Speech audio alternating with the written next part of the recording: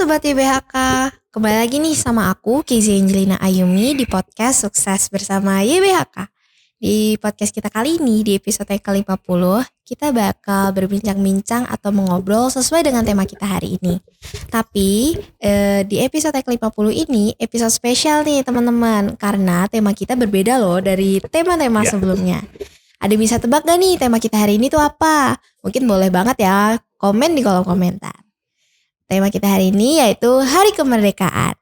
Nah, biar obrolan kali ini tuh sesuai dengan tema kita hari ini, dan kalian bisa lihat di samping aku udah hadir narasumber kita nih, yaitu ada Pak Supriyadi. Halo Bapak. Halo Kesya, halo Sobat YBHK, salam sehat semuanya.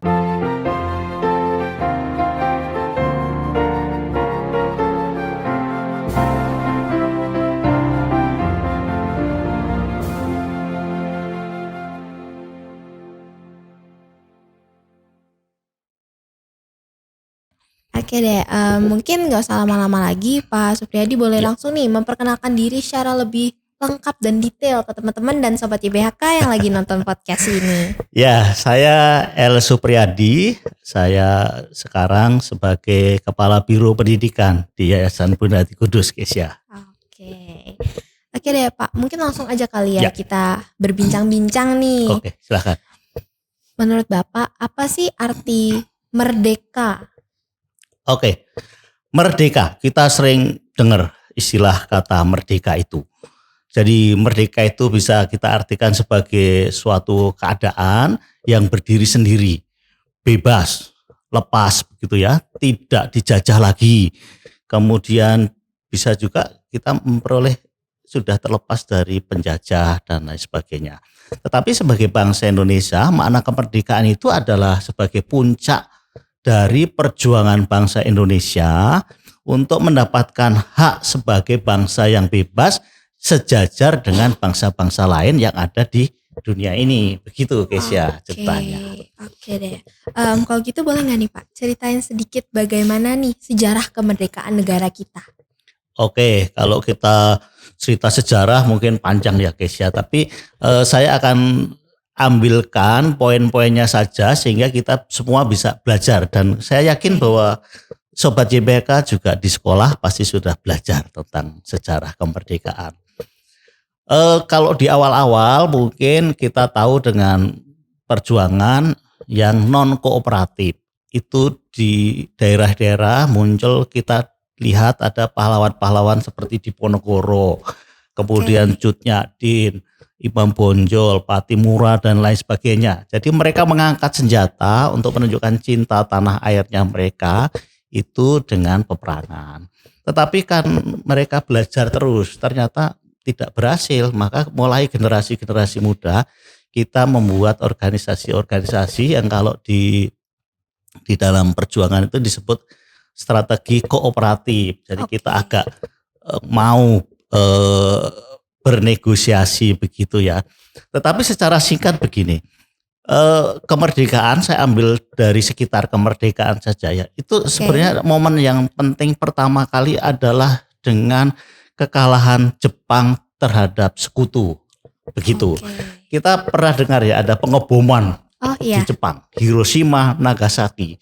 Itu tanggal 6 dan tanggal 9 Agustus.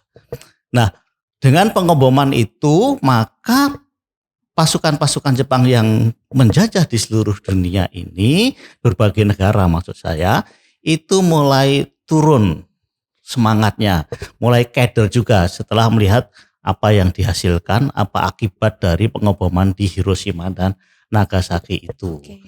Maka peristiwa itu akhirnya membuat Jepang menyerah terhadap sekutu, itu tanggal 14. Nah, peristiwa penyerahan Jepang terhadap sekutu itu didengar juga oleh para pejuang kemerdekaan Indonesia, terutama kaum muda melalui berita yang ada di London begitu ya.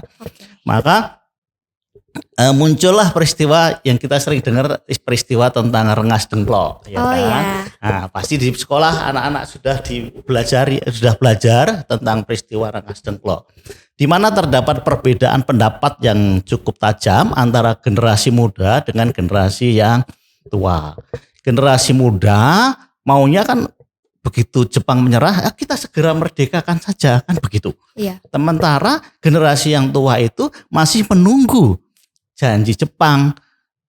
Tidak ada yang salah di situ, karena generasi tua menganggap bahwa kalau kita buru-buru nanti Jepang sementara masih eksis di Indonesia ini, maka akan terjadi pertumpahan darah. Oh iya. Nah, maka generasi muda pada waktu itu ada Wikana, kemudian BM Dia itu mengambil atau menyingkirkan Insinyur Soekarno dan Muhammad Hatta di Rengas Dengklok. Tujuannya adalah sebenarnya agar Insinyur Soekarno dan Muhammad Hatta tidak terpengaruh oleh Jepang sehingga menunda kemerdekaan.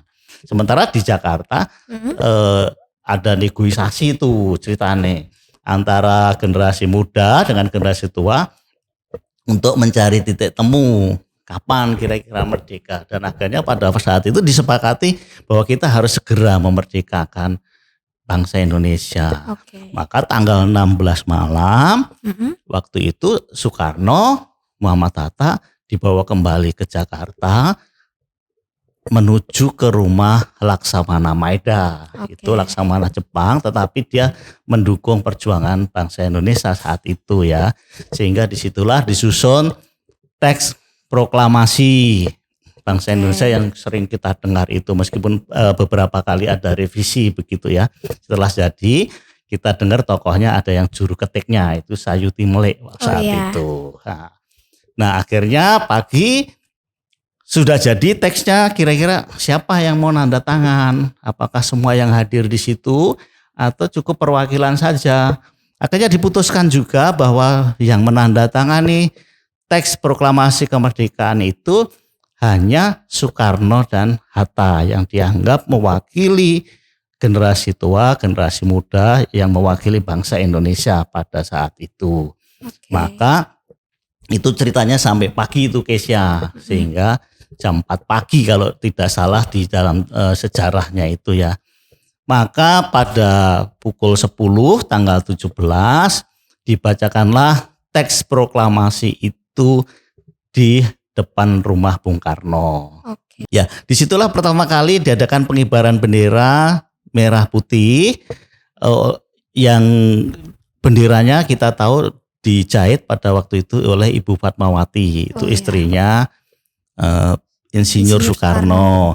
Kemudian pengibar benderanya itu namanya Latif dan Trimurti, itu pengibar bendera pertama kali. Di saat itu juga dikumandangkan pertama kali lagu Indonesia Raya. Kamu udah tahu siapa penciptanya itu Indonesia Raya? W.R. Supratman, tepat sekali. Sehingga itulah yang akhirnya menjadi lagu kebangsaan Indonesia sampai hari ini. Dan saat itu juga Indonesia dinyatakan merdeka. Seperti itu singkatnya. Oke deh. Selanjutnya nih Pak, kan kita pertama kali ngelaksanain upacara bendera itulah istilahnya pada tanggal 17 Agustus pas Indonesia merdeka. Kalau untuk sekarang menurut Bapak sendiri apa sih fungsi dari upacara itu sendiri setiap tanggal 17 Agustus di zaman sekarang ini? Ya, sebagai generasi muda memang di sekolah-sekolah, terutama di persekolahan di Yayasan Bunda Ati Kudus, kita tidak hanya 17 Agustus ya guys ya, tapi setiap hari Senin kita selalu mengadakan upacara bendera. Kira-kira untuk apa sih?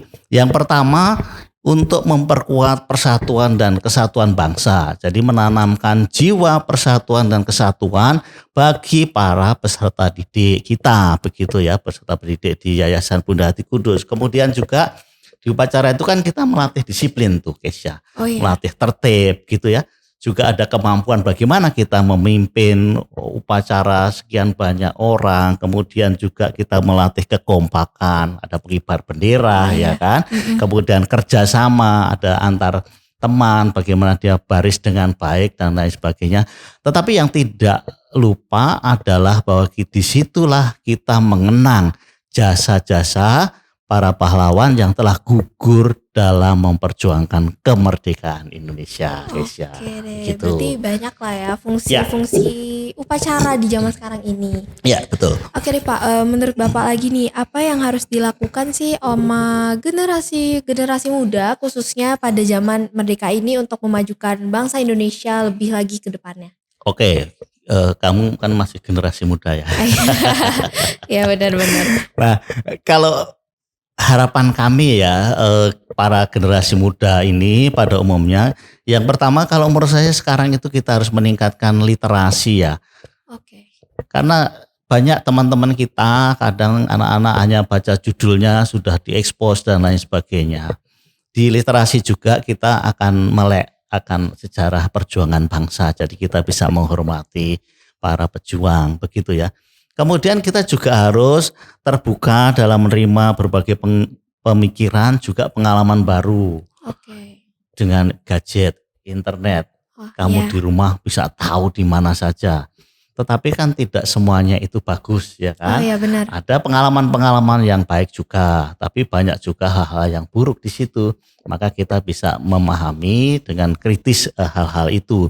Kemudian bisa juga kita skala anak-anak atau remaja bisa berkolaborasi begitu ya untuk memajukan sesuai dengan bidang masing-masing. Oh, saya lihat kan kita selalu ada bakti sosial. Oh iya. Kemudian ada kunjungan-kunjungan sosial dan lain sebagainya. Jadi kita sudah melatih untuk membantu sesama. Bisa juga, nah kalau kita sekarang lagi digalakkan dengan mencintai produk-produk dalam negeri. Oh iya Nah, benar. dulu kan kalau bangga ya kalau kita pakai produk luar negeri ya. Nah Iya. sekarang kita coba beralih lah, kita menjadi memakai produk-produk dalam negeri.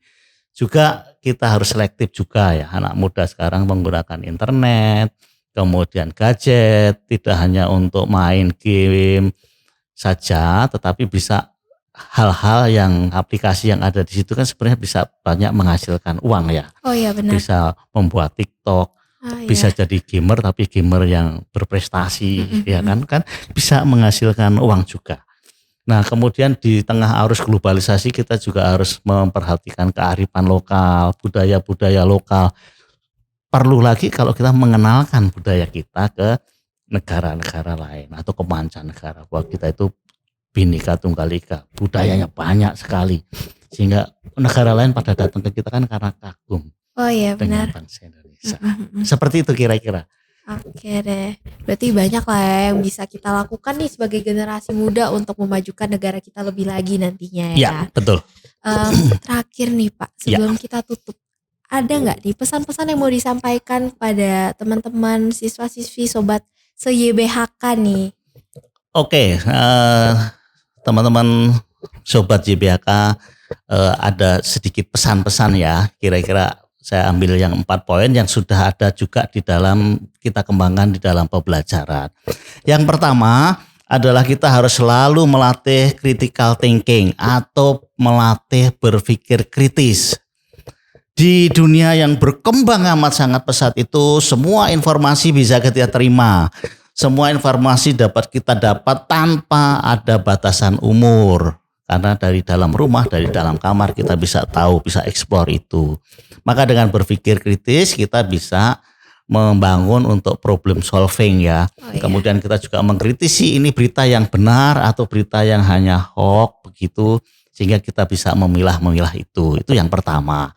Yang kedua, kita harus selalu mengembangkan kreativitas atau berpikir kreatif ya. Ini terbuka lebar ya. Oh, Kamu iya. joget-joget di TikTok sudah dapat uang ya kan. Keterampilan kita berpikir di luar kotak ya, out of the box gitu ya. Sehingga orang yang kreatif, orang yang inovatif itu tidak harus nunggu usia tertentu dia sudah bisa menghasilkan uang. Oh iya benar. Nah, itu harus bisa digunakan dan fasilitas itu kan banyak sekali ya lewat Iya. aplikasi-aplikasi itu ya. Jadi kita harus melihat perspektif itu dari menyeluruh gitu masalah-masalah itu sehingga bisa digunakan yang menguntungkan bagi kita. Yang ketiga, saya berpesan kita harus membangun kolaborasi atau kerjasama, Kesia. Kita tahu ya Oke. bahwa kita itu kan nggak bisa hidup sendiri, Kesia ya. Kita harus berkomunikasi dengan orang lain. Dalam kerjasama itu kita melatih untuk memimpin orang lain, menyamakan pendapat, mencapai tujuan bersama dan lain sebagainya. Dengan kemudian kan tumbuh juga rasa kepemimpinan di dalamnya di situ, sehingga kita dengan begitu kita akan membuat jaringan. Kamu tahu kan sekarang ada Gojek dan lain sebagainya. Jadi kalau kita tanyakan dia punya mobil enggak? Grabnya enggak punya. Punya motor banyak? Enggak juga. Ternyata dia hanya mengkolaborasikan, membuat jaringan sehingga hanya melalui aplikasi dia bisa menjadi pengusaha terbesar misalnya dalam hal transportasi. Yang terakhir, kita harus selalu mengembangkan kemampuan untuk berkomunikasi, Kesya. Jadi berkomunikasi itu kita semua punya talenta, kita semua punya pemikiran, punya ide-ide yang bagus, ya kan? Tetapi kalau ide-ide kita itu hanya ada di dalam pikiran, tidak bisa dikomunikasikan terhadap orang lain, kan nggak bisa, orang lain nggak bisa terima apa sih maksudnya, begitu ya. Benar. Nah itu yang perlu diajarkan juga, atau perlu kita pelajari di era-era sekarang ini, era milenial ini, sehingga ide-ide pemikiran kreatif yang ada di dalam diri kita itu bisa diterima oleh orang lain. Saya pikir itu saja ya poin-poin, bisa banyak sebenarnya Kesya ya, tapi poin-poinnya itulah agar kita bisa eksis mengisi kemerdekaan, eksis di era milenial ini. Begitu. Oke tuh teman-teman, jadi itu dia 4 poin utama paling penting lah yang udah disampaikan oleh Pak Supriyadi tentang bagaimana menjadi generasi yang lebih lagi di masa depan nanti untuk Indonesia ini gitu. Oke deh, Sobat YBHK, mungkin itu dia perbincangan kita hari ini di episode spesial kita, di episode yang ke-50 tentang Hari Kemerdekaan. Aku mau kasih pesan terakhir juga ya. Boleh banget nih, boleh banget. Oke. Gini, mempertahankan apa yang telah diberikan oleh para pahlawan sungguh tidaklah mudah. Merdeka bukan hanya status tanpa penjajah. Merdeka adalah bagaimana kita berkomitmen untuk menciptakan perubahan. Selamat ulang tahun Indonesia. Semoga generasi penerus bangsa bisa membawamu lebih merdeka dengan kontribusi kalian semua. Terima kasih. Amin. Oke teman-teman, jadi itu dia. Terima kasih untuk Pak Supriyadi yang udah mau sharing, mau menceritakan tentang bagaimana proses kemerdekaan Indonesia dan masih banyak lagi. Terima kasih juga untuk Sobat YBHK nih yang udah nonton dari awal sampai akhir ini. Saya Kesya Angelina Ayumi dan saya Supriyadi. Pamit undur diri, sampai jumpa di podcast selanjutnya. Bye-bye. Terima kasih.